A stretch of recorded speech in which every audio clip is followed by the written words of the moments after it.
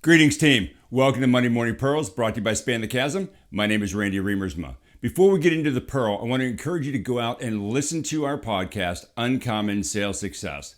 It's a compilation of interviews with sales leaders across the space, some great learnings in here. Why does it matter to you? Because there's very practical and immediately actionable advice that's going to come out of these things. Learnings from mistakes, best practices we're seeing playing out in the field, stuff that's going to help you be more successful immediately. Where do you go get them? Go to spanthechasm.com/podcast. All the information you need is there. It'll point you to all the different platforms that you might like. So with that, on to this week's Monday Morning Pearl. Hey team, great to see you. Randy Remersma. Always love talking with you. Today, the topic is one that I think is going to be near and dear to a lot of sales leaders and sales reps. We have all been in sales training. And yet, it doesn't always drive the results that we were hoping for, either as a rep getting the content out of it or as a sales leader in the design and implementation. Question I have for you that may be something to think about: is friction the problem with your sales training?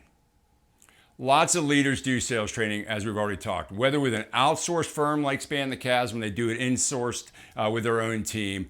And sometimes it fails and they often wonder why. Legitimate question, because we want to figure this out. I would offer that I think one of the ideas that often happens is that there is unintended, unnecessary friction built into the process that could be avoided. The first area we see this coming out is in the design of what we're talking about, of what that workshop might be, what that sales training is going to be. The big friction that we see is that it doesn't give the students a chance to actually learn from a multimodal standpoint. What do I mean by that? We have the workshop, someone lectures about a topic, we say why the topic is so important, and we move on to the next area. We think that there needs to be a teach, touch, try concept here. Let's teach the concept, let's let the rep touch it at their desk, practice it, let's try it in real time with a partner or a work group so they're actually getting some reps at it right away. So that's the first area we can move friction in the training process, is actually having that multimodal experience where they're learning it, they're touching it, and they're trying it. The next area is often in the overburden it puts on the rep to understand what's going on. Usually this is because we were too lazy in the development process to make sure that the content was specifically aligned to that rep or that role. What happens then is that they need to do the translation in their mind, and anytime the mind has to step out and do translation and then come back to the workshop, you're introducing unnecessary obstacles to their learning. Lesson there is take the time, make sure it is hyper-contextualized for them and their role. Don't teach multiple roles at one time. Make sure that it makes sense for them. Otherwise, they're going to do the translation in their mind and you're going to lose them. That's an unnecessary friction point. The third area is really the long-term adoption. It's the field execution. Anytime you're trying a new skill, it's hard. You get punched in the face, you fall down, you get up a couple of times, but if you don't start seeing results right away, you quit.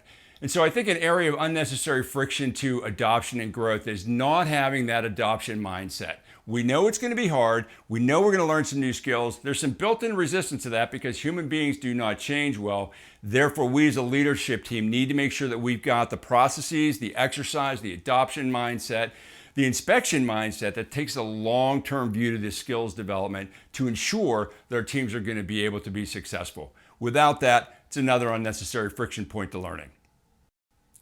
Anytime we train, we need to make sure we're putting them to the right place. Your ICP for this solution set, your ideal client profile.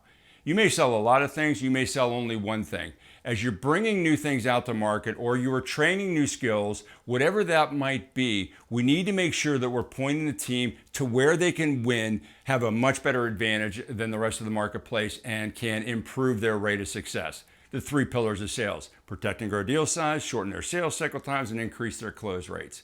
That's pointing them to the ICP for whatever it is we're training them to. Because otherwise, they may try it everywhere, get punched in the face, realize they don't have differentiation, and not try it all going forward.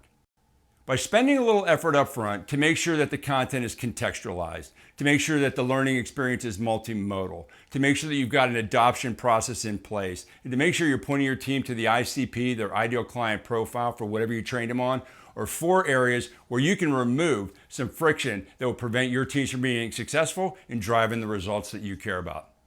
As you know, you want to have a conversation. We're always happy to chat with you about it. Feel free to reach out to us through any of our channels. Look forward to talking with you soon. Have a great day.